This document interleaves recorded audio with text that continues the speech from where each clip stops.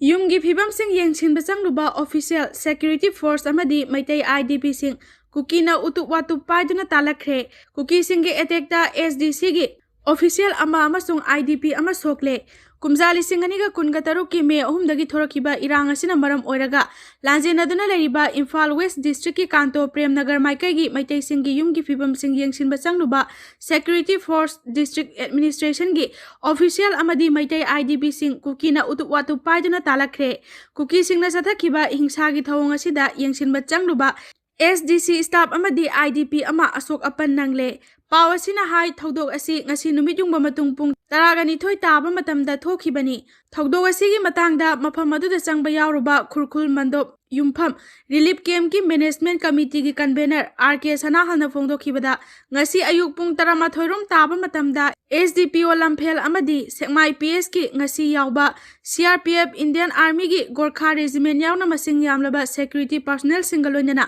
SDC ꯁꯦꯛꯃꯥꯏ ꯑꯃꯗꯤ SDC ꯍꯦꯗꯀ꯭ꯋꯥꯇꯔꯒꯤ staff ꯌꯥꯎꯅ Meitei IDP 3ꯒ ꯂꯣꯏꯅꯅ ꯀꯥꯟꯇꯣ ꯄ꯭ꯔꯦꯝꯅꯒꯔꯗ ꯆꯪꯈꯤ꯫ ꯃꯐꯝ ꯑꯗꯨꯗ ꯃꯇꯝ ꯀꯨꯏꯅ ꯃꯤ ꯂꯩꯅꯔꯨꯗ꯭ꯔꯕ ꯃꯩꯇꯩꯒꯤ ꯌꯨꯝ 10ꯒꯤ ꯍꯧꯖꯤꯛ ꯑꯣꯏꯔꯤꯕ ꯐꯤꯕꯝ ꯌꯦꯡꯁꯤꯟꯗꯨꯅ ꯐꯣꯇꯣ ꯀꯥꯞꯈꯤ꯫ ꯈꯨꯜ ꯑꯁꯤꯒ ꯊꯪꯅꯕ ꯃꯐꯝ ꯑꯃꯗ ꯆꯠꯅꯕ ꯍꯣꯠꯅꯔꯤꯉꯩꯗ ꯀꯨꯀꯤ ꯐꯨꯔꯨꯞꯀꯤ ꯅꯨꯄꯥ ꯑꯃꯗꯤ ꯅꯨꯄꯤ ꯈꯔꯅ ꯎꯇꯨꯞ ꯋꯥꯇꯨꯞ ꯁꯤꯡꯖꯪ ꯊꯥꯡ ꯄꯥꯏꯗꯨꯅ ꯑꯣꯝꯁꯤꯜꯂꯛꯄꯒ ꯂꯣꯏꯅꯅ ꯅꯨꯡꯅ ꯊꯥꯔꯛꯇꯨꯅ ꯑꯦꯇꯦꯛ ꯇꯧꯔꯛꯈꯤ꯫ ꯊꯧꯑꯣꯡ ꯑꯗꯨꯗ ꯁꯦꯟꯇ꯭ꯔꯦꯜ ꯐꯣꯔꯁꯁꯤꯡꯅ ꯂꯥꯛꯂꯤꯕ IDP ꯑꯃꯗꯤ SDC ꯑꯣꯐꯤꯁꯤꯌꯦꯜꯁꯤꯡ ꯑꯃꯗꯤ ꯏꯝꯐꯥꯜ ꯋꯦꯁꯀꯤ ꯄꯨꯂꯤꯁꯁꯤꯡ ꯑꯗꯨ ꯊꯨꯅ ꯊꯣꯛꯈ꯭ꯔꯣ ꯈꯪꯍꯜꯂꯛꯄꯗꯒꯤ ꯂꯩꯃꯈꯣꯡꯒꯤ ꯑꯦꯛꯁ ꯁꯔꯚꯤꯁꯃꯦꯟ ꯀꯣꯂꯣꯅꯤ ꯇꯝꯅ ꯆꯦꯜꯂꯛꯈꯤ꯫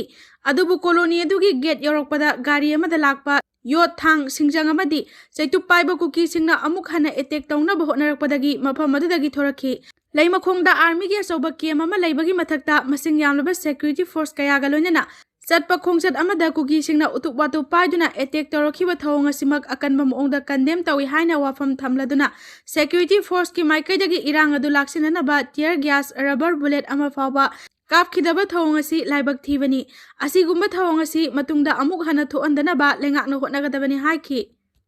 ꯀꯨꯀꯤꯖꯣꯒꯤ MLA ꯌꯧꯁꯤꯜꯂꯛꯄ ꯉꯝꯗꯕꯗꯒꯤ ꯁꯦꯟꯇ꯭ꯔꯦꯜ ꯂꯤꯗꯔꯁꯤꯡꯒ ꯍꯌꯦꯡ ꯅꯨꯡꯊꯤꯜ ꯎꯅꯔꯒꯅꯤ꯫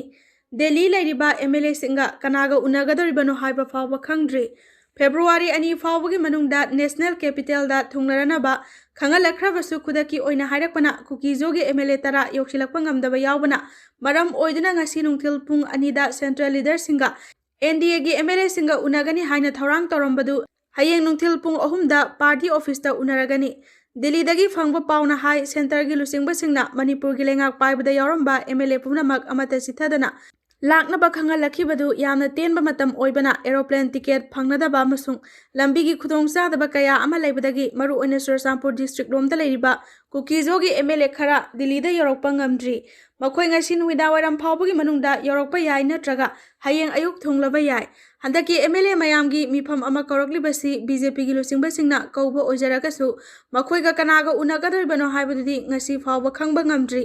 MLAꯁꯤꯡꯒꯤ ꯃꯔꯛꯇꯁꯨ ꯈꯔꯅꯗꯤ PMꯒ ꯎꯅꯔꯕ ꯌꯥꯏ ꯍꯥꯏꯕꯁꯨ ꯌꯥꯎꯏ ꯑꯗꯨꯒ MLA ꯈꯔꯅꯗꯤ ꯌꯨꯅꯤꯌꯟ ꯍꯣꯝ ꯃꯤꯅꯤꯁꯇꯔ ꯑꯃꯤꯠ ꯁꯥꯍꯒ ꯎꯅꯔꯕ ꯌꯥꯏ ꯍꯥꯏꯅꯕꯁꯨ ꯌꯥꯎꯏ꯫ BJPꯒꯤ ꯅꯦꯁꯅꯦꯜ ꯄ꯭ꯔꯁꯤꯗꯦꯟꯠ ꯅꯤꯇꯤꯟ ꯅꯕꯤꯟ ꯑꯃꯁꯨꯡ BJPꯒꯤ national general secretary organisation BL ꯁꯟꯇꯣꯁꯀ ꯎꯅꯔꯕ ꯌꯥꯏ ꯍꯥꯏꯅꯕꯁꯨ ꯌꯥꯎꯏ꯫ ꯃꯅꯤꯄꯨꯔꯗ ꯀꯥꯡꯂꯨꯞꯀꯤ ꯏꯔꯥꯡ ꯊꯣꯛꯈ꯭ꯔꯕ ꯃꯇꯨꯡꯗꯒꯤ ꯀꯨꯀꯤꯖꯣꯒꯤ MLAꯁꯤꯡ ꯌꯥꯎꯔꯒ NDAꯒꯤ ꯑꯣꯏꯕ ꯑꯄꯨꯟꯕ MLAꯁꯤꯡ ꯁꯦꯟꯇꯔꯒꯤ ꯂꯨꯆꯤꯡꯕꯁꯤꯡꯅ ꯑꯃꯨꯛ ꯐꯥꯎꯕ ꯀꯧꯔꯛꯈꯤꯕ ꯂꯩꯇ꯭ꯔꯤ꯫ BJP ꯈꯛꯇꯒꯤ ꯑꯣꯏꯕ MLAꯁꯤꯡꯗꯤ ꯇꯥꯡꯀꯛ ꯀꯌꯥꯔꯛꯇ ꯗꯤꯜꯂꯤꯗꯁꯨ ꯏꯝꯐꯥꯜꯗꯁꯨ ꯎꯅꯈꯤꯕ ꯂꯩꯈ꯭ꯔꯦ꯫ ꯃꯔꯝ ꯑꯗꯨꯅ ꯍꯟꯗꯛꯀꯤ ꯑꯁꯤꯅ NDAꯒꯤ MLA ꯄꯨꯝꯅꯃꯛ ꯑꯃꯁꯨꯡ ꯂꯩꯉꯥꯛ ꯑꯁꯤ ꯁꯧꯒꯠꯄꯗ ꯌꯥꯎꯕ ꯏꯟꯗꯤꯄꯦꯟꯗꯦꯟꯠ MLAꯁꯤꯡ ꯐꯥꯎꯕ ꯗꯤꯜꯂꯤꯗ ꯀꯧꯔꯛꯂꯤꯕ ꯑꯁꯤꯒꯤ ꯅꯨꯡꯒꯤ ꯑꯣꯏꯕ ꯋꯥꯍꯟꯊꯣꯛꯁꯤ ꯀꯔꯤꯅꯣ ꯍꯥꯏꯕ ꯆꯞ ꯆꯥꯅ ꯈꯪꯕ ꯉꯝꯗ꯭ꯔꯤ꯫ ꯑꯗꯨꯃꯛꯄꯨ ꯍꯟꯗꯛꯀꯤ ꯃꯤꯐꯝ ꯑꯁꯤꯅ ꯃꯅꯤꯄꯨꯔꯗ ꯒꯚꯔꯟꯃꯦꯟꯠ ꯑꯃ ꯂꯤꯡꯍꯟꯕ ꯅꯠꯇ꯭ꯔꯒ ꯂꯤꯡꯍꯟꯗꯕꯒꯤ ꯃꯔꯥꯏꯕꯛꯇꯤ ꯂꯦꯞꯀꯗꯧꯔꯤ꯫ ꯒꯚꯔꯟꯃꯦꯟꯠ ꯑꯃ ꯁꯦꯝꯅꯕꯒꯤꯗꯃꯛ MLA ꯄꯨꯝꯅꯃꯛ ꯀꯧꯕ ꯍꯥꯏꯕꯁꯤ ꯏꯔꯥꯡ ꯑꯁꯤ ꯂꯣꯏꯁꯤꯟꯅꯅꯕ ꯄꯨꯟꯅ ꯊꯕꯛ ꯇꯧꯃꯤꯟꯅꯧ ꯍꯥꯏꯕ ꯑꯃꯗꯤ ꯁꯣꯏꯗꯅ ꯍꯥꯏꯔꯒꯗꯕ ꯃꯥꯜꯂꯤ꯫ ꯂꯩꯉꯥꯛ ꯁꯦꯝꯕꯗ ꯌꯥꯎꯒꯅꯤ ꯅꯠꯇ꯭ꯔꯒ ꯌꯥꯎꯔꯣꯏ ꯍꯥꯏꯕ ꯐꯨꯔꯨꯞ ꯅꯥꯝꯃ ꯈꯛꯇꯒꯤ ꯌꯦꯡꯕ ꯋꯥꯈꯜꯂꯣꯟ ꯑꯗꯨꯗꯤ ꯍꯟꯗꯛꯀꯤ ꯁꯦꯟꯇꯔ ꯂꯨꯆꯤꯡꯕꯁꯤꯡ ꯑꯁꯤꯅ ꯀꯌꯥ ꯐꯖꯅ ꯍꯥꯏꯔꯛꯀꯅꯤ ꯍꯥꯏꯕ ꯊꯥꯖꯗꯦ꯫ ꯌꯥꯅꯕ ꯑꯃ ꯂꯥꯛꯂꯒꯅꯤ ꯊꯥ ꯑꯁꯤꯒꯤ 10 ꯐꯥꯎꯕꯒꯤ ꯃꯅꯨꯡꯗ ꯄꯣꯄꯨꯂꯔ ꯒꯚꯔꯟꯃꯦꯟꯠ ꯑꯃ ꯁꯣꯏꯗꯅ ꯂꯤꯡꯂꯕ ꯌꯥꯏ꯫ ꯂꯩꯉꯥꯛꯄꯁꯤꯡꯅ ꯐꯝꯅ ꯍꯦꯟꯅ ꯂꯨꯝꯅ ꯂꯧꯕꯗꯒꯤ ꯊꯥꯖꯕ ꯃꯥꯡꯂꯕ ꯂꯩꯉꯥꯛꯂꯣꯏ ꯑꯣꯏꯔꯛꯈꯤꯕꯅꯤ꯫ ꯃꯅꯤꯄꯨꯔꯒꯤ ꯄꯣꯂꯤꯇꯤꯁꯤꯌꯥꯟꯁꯤꯡꯗꯒꯤ ꯃꯤꯌꯥꯝꯅ ꯇꯝꯖꯅꯤꯡꯉꯥꯏ ꯑꯣꯏꯕ ꯀꯔꯤꯕꯨ ꯂꯩꯔꯤꯕꯒꯦ ꯍꯥꯏꯕ ꯋꯥꯐꯝ ꯂꯩꯔꯛꯂꯤꯕꯁꯤ ꯂꯥꯏꯕꯛ ꯊꯤꯕꯅꯤ꯫ ꯃꯁꯤ ꯀꯔꯤꯗꯒꯤ ꯑꯣꯏꯔꯛꯈꯤꯕꯅꯣ ꯍꯥꯏꯕ ꯇꯥꯔꯕꯗꯤ ꯃꯤꯈꯜ ꯊꯦꯡꯅꯗꯨꯅ ꯂꯩꯉꯥꯛꯂꯣꯟꯒꯤ ꯆꯨꯛꯂꯤ ꯄꯥꯏꯅꯕ ꯂꯩꯕ ꯄꯣꯂꯤꯇꯤꯀꯦꯜ ꯄꯥꯔꯇꯤꯁꯤꯡꯒꯤ ꯂꯨꯆꯤꯡꯕꯁꯤꯡꯗꯒꯤ ꯍꯧꯔꯒ ꯃꯤꯔꯦꯞ ꯑꯣꯏꯗꯨꯅ ꯃꯤꯈꯜꯗ ꯃꯥꯏ ꯄꯥꯛꯂꯛꯈꯤꯕ ꯂꯦꯖꯤꯁꯂꯦꯆꯔꯁꯤꯡꯒꯤ ꯃꯐꯝꯗ Maraibak miyamgi yaifana honabagi mahuta phamna hena lumna lawba amana amabu singthanabagi wakhalongi mathakta favoritism, nepotism, corruption ki sang yamna wangan laibadagini makhoina miyamgi damak paikhatpa thabak thoramsingda transparency, understanding amasung cooperation laitabagi mami saungna tai. MLA minister singi marakta thajanadabagi mathakta lusingba oiningba amadi pham munabagi sarau langna maram oiraga makhoi maselgi marakta tharum thamnabagi masat lay. Ruling minister oiba singna minister oidaba MLA singna paikhatpa thabak thoram singbu oiro natraga makhoigi aningba amasung apamba singda cooperation pibagi mahut hanthana natraga misang mikhai naibagi thawong sing chathabadagi makhoi maselgi marakta muknaba tholaktaba nate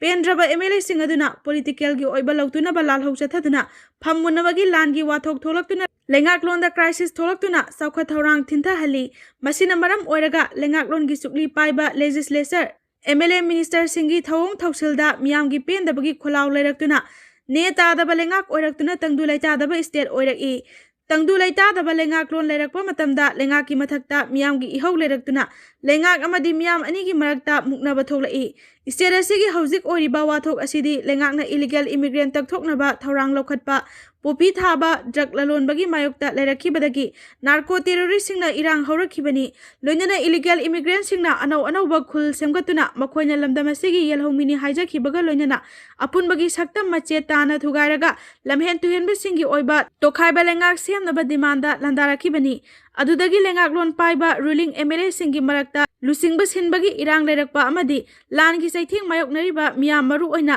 landarakhiba singi maikaidagi lusingba sinbagi political gi oiba lautunaba lairakpadagi PR thamlakhibani leibaki apunbagi saktamda singnarapagi luraba tanja sida lusingba sinba natraga leibak intha handuna hotnabagi mahutta apunbagi saktam ngaknaba punna lanthe minaramba thoklabadi saitheng mayoknaram loi lengakpa singi maphamda leibaki apunba saktam amadi miyangi punsi ngakpadagi Pambala hena lumna lobagi wathokna maram oiraga miyamgi mahusagi punsirolda awaba saitheng mayokna rakibadagi miyamna politician singi maphamda pendaba khoisaunaba amadi thajaba leiraktre India da Nipah virus sandorakpana Asia da nungnangba poalle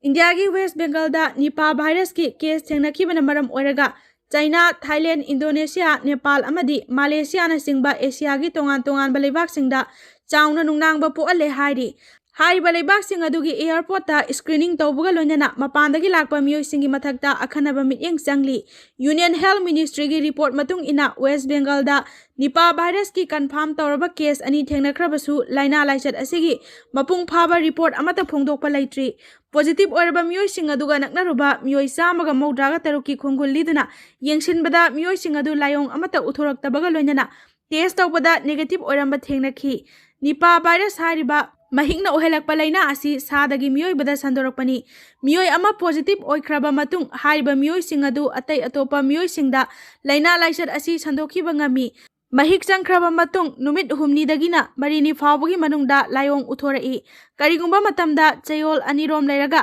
layong uthorakpasu yawi virus asina mapung oina soalibadi ningsa sor honbagi maridani Ahanba haugalakpada kok sikpaga loinana laihau haurai phibam khara henjin khrabadi brain da inflammation tawduna wakhal ningthina khanba ngamlakte kai hena phibam henjin khragana miyoi adu koma da lehen khiba yai laina laisat asigi case fatality rate sada nifudagi humdraga manga fawani malemda ahanba oina kumja lisingamaga chamapan maudraga nipanda Malaysia amadi Singapore gi okloiba miyoi singda laisat asi sandorakpa thengnakhi matamduda miyoi saniga yankhairom hena positive oikhibaga loinana miyoi sam hena sikhi kumja lisingani ga taraga marida Philippines ki sayonba mafam amada nauna amuk laisat asi sandorakpa thengnakhi kumja lisingani ga supna amadagi hauna kha Asia gi tongan ba mafam singda laisat asi sandorakpa thengnakhi maru oina Bangladesh amasung India da Nipah virus case thengnakhi India gi oina ahanba case kumja lisingani ga tareta West Bengal da thengnakhi handak inauna West Bengal da laichat asi sandorakhibagi chapsaba maram khangba ngamdri akhang ahi singi mot matung inadi hospital amada puna thabak tawminaba healthcare worker ani positive oirakhiba maramna hospital atuda layengba lakpa miyoi amadagi launarakpa oiramba yai panari hauzik fawbagi oina Nipah virus ngakthoknabagi hidak leitri